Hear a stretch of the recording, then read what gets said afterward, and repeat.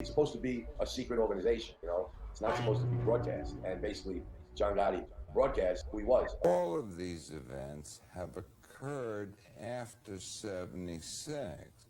So particularly in New Jersey, we looked at what has changed. Well, casino gambling has arrived. He went to Staten Island. Joe Watts was a very wealthy guy. And he had this little bitch-ass apartment where he picks up broads and he goes there. Playboy apartment, I guess it was, whatever you want to call it. I don't even know what you want to call it.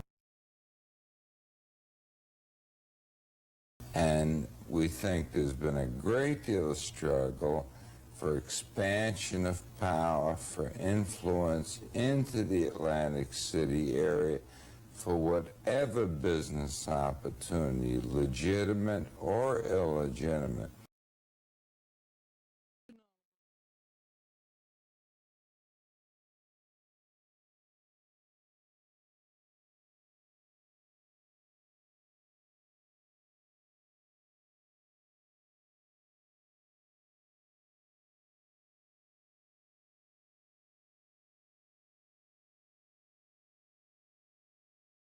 Local power struggle, a battle for control of New York City's most important organized crime family. The prosecutors feel a little differently. They think it's much more complicated. They see this as a struggle for domination, not just of New York, but of the entire East Coast, particularly Atlantic City, where gambling and drugs mean big money for the mob. Frankie told me, the word is out in the street, Sammy, everybody is terrified. What we did, even the newspapers and stuff. This is the biggest hit of all time.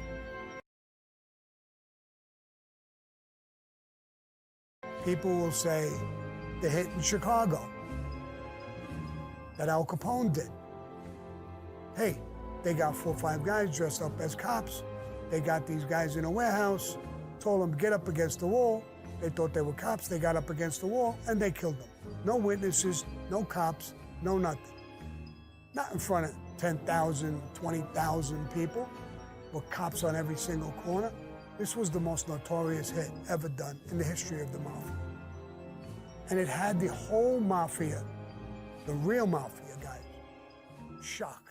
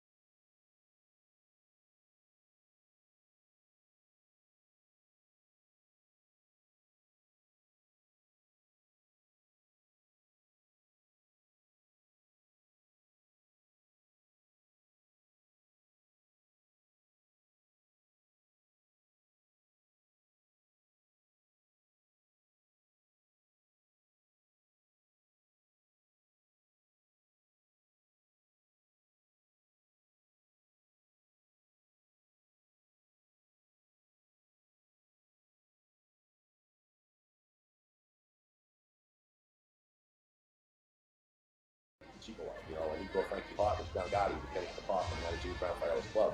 Yes. So he's trying to get rid of, and you know, they also sat on, the mob cops also sat on Sammy 2 or 3 times.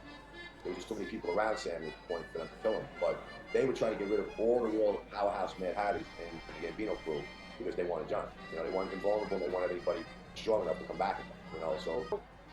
To your knowledge, how smart and clever was the Chin? I mean, you know, he was extremely smart. John was on the cover of Time magazine. You know, at that time, the $2,000 suits, ties, the haircuts every day at Burger and Fish Club. You know, he just basically might as well just put a sign on his back and said Boston and Gambino crime family. So you look at a guy like him, and then you look at a guy like Carlo Gambino, who would walk around with wrinkled shirts and wrinkled pants, and he just looked like a quiet old man. It's supposed to be a secret organization, you know? It's not supposed to be broadcast. And basically, John Gotti broadcast who he was, and he admittedly stated, and he didn't give a shit because he wasn't going to hide who he was. But it wasn't about him. You know what I'm saying? There were certain things about, you know, that life that was supposed to keep a secret. The one thing I'm going to say about him, I mean, he played chess with Sammy, and Sammy checkmated him. So, but the one thing I will say about him is that, you know what I'm saying? There were certain things about, you know, that life that was supposed to keep a secret.